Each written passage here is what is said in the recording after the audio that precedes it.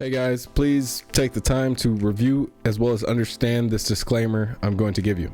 My name is Dantes Lindsay. I am the General Manager of Ducks Trading LLC, as well as the Lead Trainer of StockCraft. I'm not a financial advisor, nor a CPA, and the content I create is for entertainment and educational purposes only. I trade in my account, and everything I do is hypothetical in nature because it doesn't happen in your account. My experience with trading is not typical, nor does it guarantee that similar results will be obtained by you. I am merely sharing my opinion with no guarantee of gains or losses in investments. Remember, day trading can be extremely risky. You should be prepared to lose all the funds that you use for day trading. In particular, you should not fund day trading activities with retirement savings, student loans, second mortgages, emergency funds, funds set aside for purposes such as education or home ownership, or funds required to meet your living expenses. Further, certain evidence indicates that investments less than $50,000 will significantly impair the ability of a day trader to make a profit. Of course, an investment of $50,000 or more will no way guarantee a success. Please take the time to review as well as understand this disclaimer. Now let me give you a rundown of the content we're going to talk about today. It's going to be another ramble. We're going to cuss and discuss about overall market, how it pretty much works. And today is April 21st. We had a meeting from the IMF, which is the United Central Banks of the world, trying to discuss how to handle inflation and other global issues. Before we go further, I'm just going to give you a quick rundown of what we're talking about in a tiny bit more detail. I'm just going to give you a brief summary of what I thought was important in the IMF meeting and how that affects the market, and what I believe is the main reason why there was such a big reaction from traders and investors in the market today. After that, I'll finish off with a few more tips and suggestions on places where I feel like you can prepare yourself for future events that can make you money when similar events like this pop up. And I'll give you a few websites and how to look for those specific calendars and, make preparations around those dates. Now let's get into the video. Here you can see I have a position that's down 50% on SPY. Now this SPY position, I made it back in February. This was after I made 25K, and I went back in a little too early because I didn't have a solid understanding of volatility inside of options and how they were priced on the premium. And so not only did I end up holding a bag with most of the volatility being against me, pretty much I got squeezed all the way up to 460 when my initial average was at 420. And then I had an out of the money put, which means that when time expires, my contract is going to expire worthless or less than worthless. And I still have like 2 months pretty much to hold this, but I was already planning to only hold this up to May 2nd in the first place. And what I'm pretty much trying to say is holding the bag for this option with a lot of money in there for me is like 65K. I learned a lot of lessons, and I wanted to build my awareness of not only all the pieces of options, but also what can potentially give me an advantage in terms of being able to hold through the entire process while holding this bag. Because every day I wake up with a attitude that is not practical for options or trading in general. And so I have to find things out there to give me some sense of advantage mentally. Now, that probably sounds really weird, but at the end of the day, what I want to say is I'm down 56%.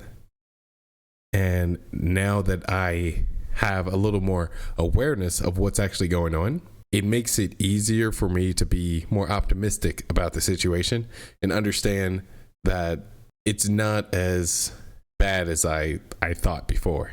At any point, I can end the suffering with a click of a button. But that can also end up being an even worse thing for me. Now, with that, I'm going to show you an options calculator. So I have level 2 open on my broker for options. There's like 5 levels where you can end up shorting a call or shorting a put. I only chose the option where you can long a put or you can long a call. And so again, I'm longing a put, and I started at 450, I covered at 410, and then that gave me 25K. Then I went right back in at 420, and another time at 430, and they gave me an average around like low 420. Now my time decay actually, when you add on to these 2 months, puts me somewhere at like 410 now. And the only reason I know that is because I can use this calculator. And so when I use the calculator, I put in long put because that's the kind of position I'm in. Price per contract I have now, about $15. More specifically, it's like 14.2. I can be even more accurate. Come over here. Yeah, it's actually exactly it, 14.72. And I have 45 contracts. And I open up this manual here. I have a put, so I'll keep that there. My expiration date is June 30th. My strike price is 400. I bought it $20 out of the money. And then the volatility, I'll adjust it later. So I just leave that on auto for now. And so as you can see, according to this current chart with 0 volatility adjusted so far, it says at the current price, which is 438, I should be down by between 7% to 1%. Now, if you look at my actual percentage I'm actually down like 58%. So we're going to have to adjust for volatility on that.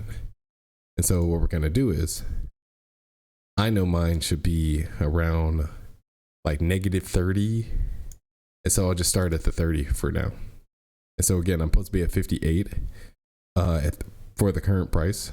And so this puts me pretty close to that number, but not cigar, or like not the exact thing. So I'm actually going to move this up about 2, maybe 3 more percent. And then this seems about right. And so now that I have this chart and it's more accurate, I can see the point where I break even. If it just went down in one candle today, like there's a big correction or crash or recession, whatever you want to like call it, I have to wait till 410 before I even break even. And that's a little unsettling. But main reason I brought this up is because being a bag holder in here got me to the point where I had to learn about this, and I had to learn about it in detail to like be able to use this calculator, to be able to like go to like the right YouTube channels and ask the right people and like what to do. And then using this calculator, I ended up having to learn a lot of things separately and then trial and error just to figure this stuff out, similar to most math and logic kind of things. But I already explained the pieces to you. I had to adjust for volatility. This line right here tells you where you currently are, and if it lines up where your actual average and stuff is, if you're already in a position, this will give you a good gauge of what's actually going to happen and how it's going to scale with the future in terms of time decay. Now, my ultimatum is supposed to be May 2nd, which is the time when the Fed's supposed to make their first 50-point basis hike, which according to expectations is supposed to happen May, June, and July. But I don't trust it. If we're being, I just don't trust that's exactly what's going to happen. But there was enough fear put in the IMF today, which is also known for its last big scare that moved the market down, very heavily. Yeah, last time the IMF spoke, it started a trend that went down over $30. And we pretty much saw the beginning of that again today. Now, add that onto the thought of having earnings next week, and then most of those earnings being companies that are most likely going to have bad earnings. We're going to see a really big pull in the overall market according to the current situations, pressures, and overall stuff like that. Now, if you know anything about like what a bear market is, it's pretty much just high pessimistic attitudes inside of the market. And, you know, a lot of this stuff is a self-fulfilling prophecy. So with a bear market, it's pretty much just a lot of pessimism in the market. And you're in a bear market when you pull at least 20% from the current highs in the market. And you start getting into that recession territory when the QQQ and the SPY and everything pulls like 30%. And then when you have like consecutive like negative quarters that are showing, you know, growth in the market is going down, and there's not as much like price stability, that's when you get into actual recession. Now, bull market just means that they're going down and they pulled by at least that 20%. And then most people in the market are in a bad mood, pretty much. Like it has a negative idea of its own economy. When you're in a bull market, everyone's optimistic.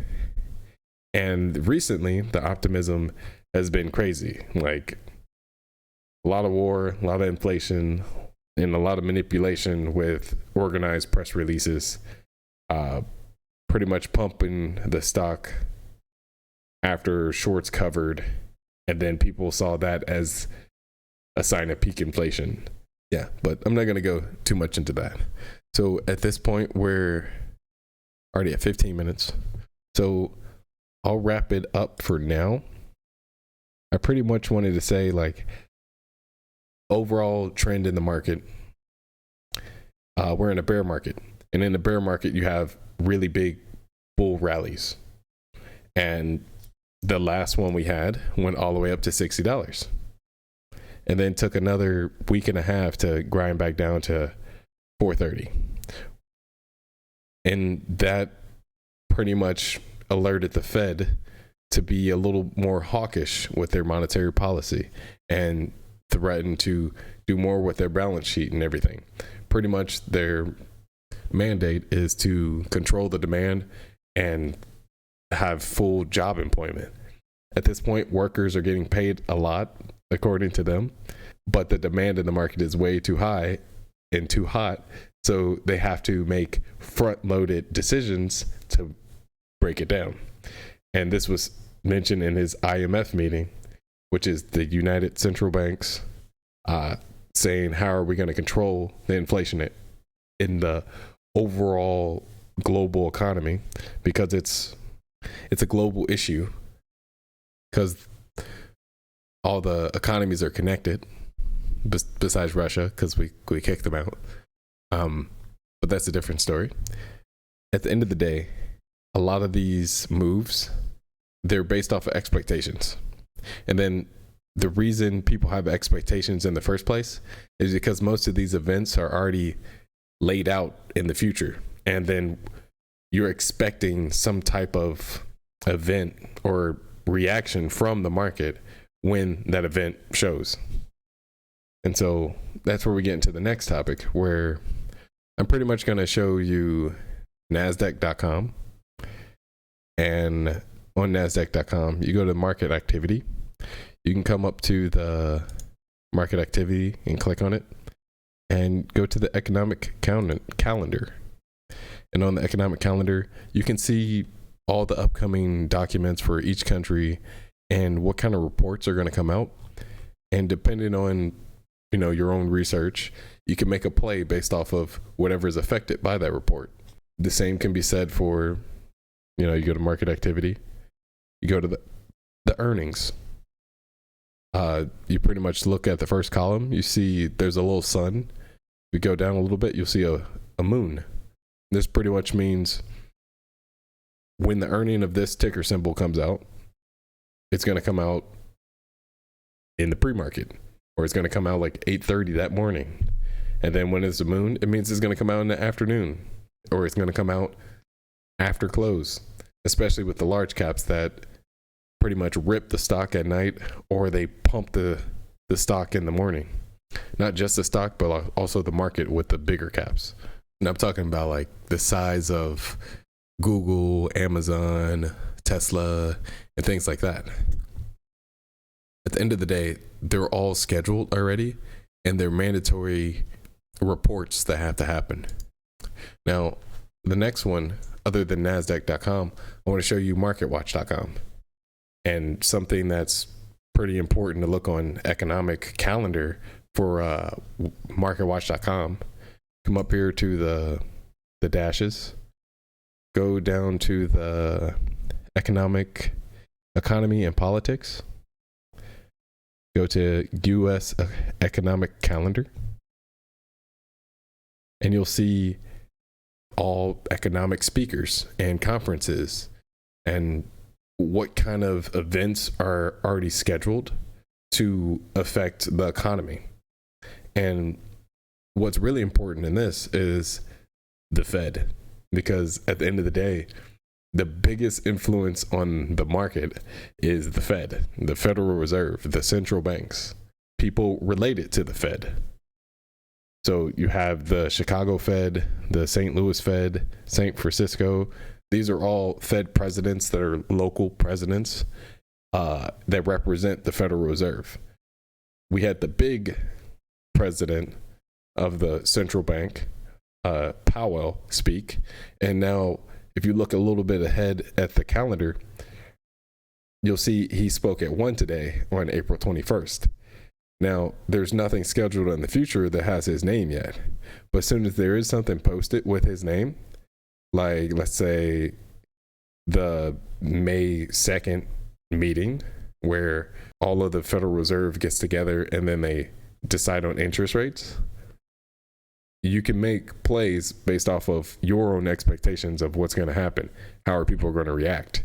And then if you're in a stock with a certain amount of extension or a certain amount of strong fundamentals, this might be your chance to buy the dip or short the rip. It's up to you. I just want to tell you this is one of the places that you can use to find a calendar of that. You know, on the same kind of topic, there's the IPO calendar.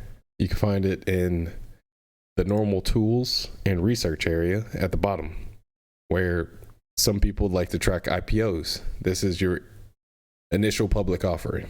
With these IPOs, sometimes their sector is a part of a very strong trend, and you can make a short gain off of that trend.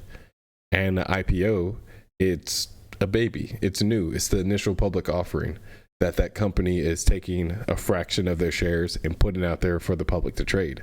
If there's enough attention from that offering, you can make 10, 20%, sometimes even over 100% if the trend is popular enough, or if the company that does this IPO has an asset that's something worth going viral or getting hyped about.